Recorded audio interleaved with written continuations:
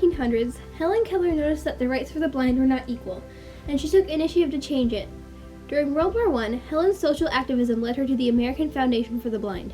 Their combined efforts helped World War I veterans blinded by mustard gas. Working together, they increased the rights for the blind, and the impact still continues today. Historically, the blind have been considered objects of charity rather than active agents in history. Blindness was viewed as a second-class status.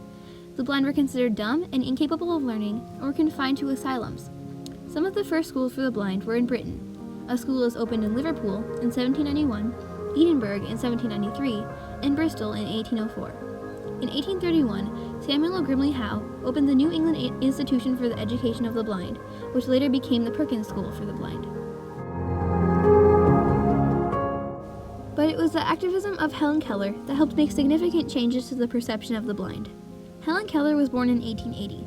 When she was just 19 months old, she came down with what most people believe was scarlet fever that led to meningitis. The now deaf and blind Helen Keller was 6 years old when her parents took her to Alexander Graham Bell, who was known for his work with the blind and deaf. He contacted the Perkins School, who recommended Anne Sullivan as Helen's teacher. Anne and Helen moved into a cottage on the Kellers' property, where Anne taught Helen words and how to read Braille. Helen eventually attended Radcliffe College and graduated in 1904. She became the first blind and deaf person to graduate from college in the United States. As a student at Radcliffe, Helen had to memorize notes and laboriously retype everything when she got home at night. Anne also had to fingerspell everything into Helen's hand. Before her final exams at Radcliffe, she even had to learn a different type of Braille the night before taking the big exam. All of this has shaped Helen's determination to further the rights of the blind. As Helen got older, she became more and more interested in civil rights and social activism.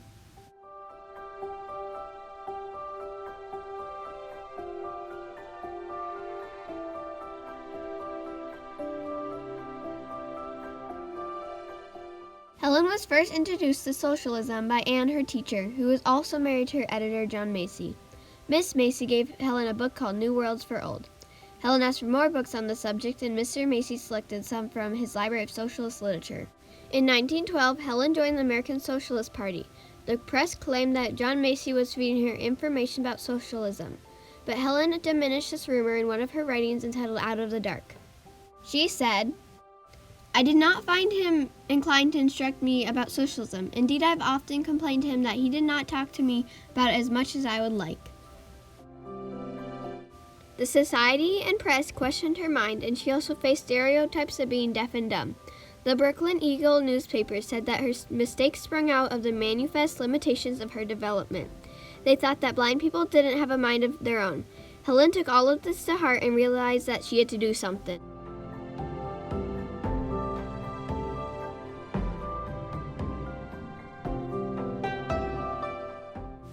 Helen wanted to improve opportunities and independence for the blind. Around the same time, World War I had begun. Helen was against World War I. In 1916, she gave a speech at Carnegie Hall in New York at an event that was hosted by the Women's Peace Party and Labor Forum. Her speech was entitled Striking Against War. The speech was against Congress's decision to join war and not defend American freedom. Some of this related to inequalities of working conditions that she observed. Helen Keller also noticed the close relationship between disability and poverty, and blamed capitalism and poor industrial conditions for both. She said, "Blindness is often caused by selfishness and greed of employers." Helen was committed to social and economic justice. During a speech in Los Angeles, Helen said being a member of the working poor was worse than being blind.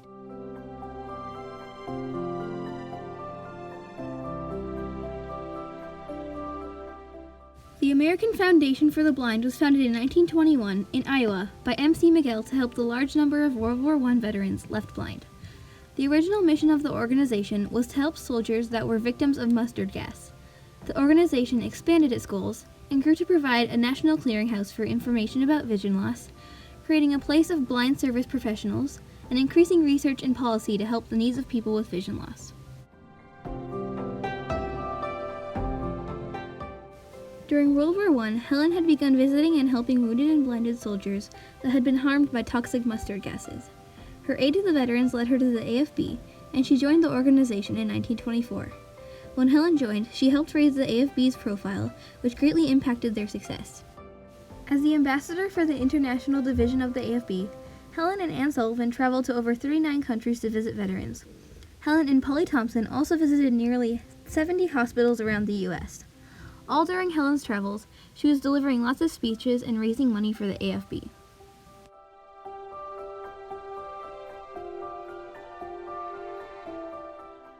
Even though Helen didn't like fundraising, she used it as an avenue for her social activism. Helen wrote to different organizations pleading and encouraging them to donate to the AFB and support its causes to empower the blind. Through this, Helen showed people that she is more than the blind miracle child, and that she is capable of many things. The AFB was very grateful for her help, and they even appointed her as their spokesperson. Helen was devoted to the AFB for more than 40 years. In a dedication to the AFB in 1955, she wrote, "In the American Foundation for the Blind, I was fortunate enough to find a center and information that could enlist many helpers in our cause. I salute all those who work for the foundation. Their sincerity and great desire to help the blind are bright stars in our darkness."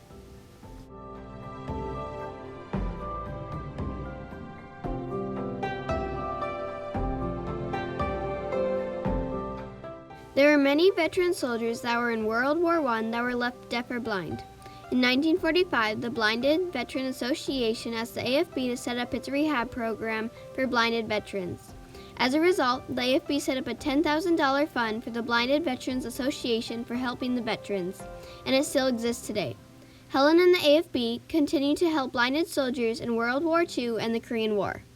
The AFB's work also led to the first disability legislation that granted federal funding for education and employment, standardized the Braille system in 1932 rather than having multiple formats, increased the number of Braille books, and created talking books, which is a recording of a magazine, book, or article.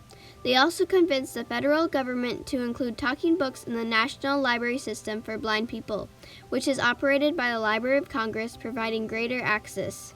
The AFB also helped establish the first professional blind publications for teachers and administrators. They also designed and manufactured products to help those experiencing vision loss, such as Braille writers, magnifiers, and audio blood pressure monitors. Before Helen's activism, deaf and blind people were sent to asylums and confined because they were thought to be dumb, unruly, and worthless. Helen changed this by educating people all over the world on how smart and capable blind and deaf people really are. Helen's many speeches, writings, and work with the AFB not only impacted people during her lifetime, but still continues to provide benefit to the blind and deaf today. Today, the mission of the American Foundation for the Blind is to create a world of no limits for people who are blind or visually impaired. They mobilize leaders, advance understanding, and champion impactful policies and practices using research and data. The AFB helped pass the Americans with Disabilities Act in 1990. The act is a civil rights law that eliminates discrimination against people with disabilities in all places: jobs, home, public spaces. Rehabilitation centers have also been built, and there have been improvements in education of the blind children. The AFB's efforts are also changing the employment rate of blind people. Through Helen's advocacy work with the AFB, she also helped develop a policy for newborns to receive eye drops to prevent blindness. The eye drops are still given to newborns today. The AFB has improved website accessibility and also designed products that help the blind, such as smartphone screen readers, Braille watches, and Braille printers. The AFB also advocates for universal design, which is practices among technology producers to ensure accessibility for all.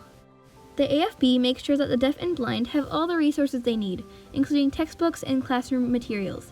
They advocate for better policies that promote accessibility, ensure equality, and opportunities for people who are deaf and blind, so that everyone can be included in school and in our communities.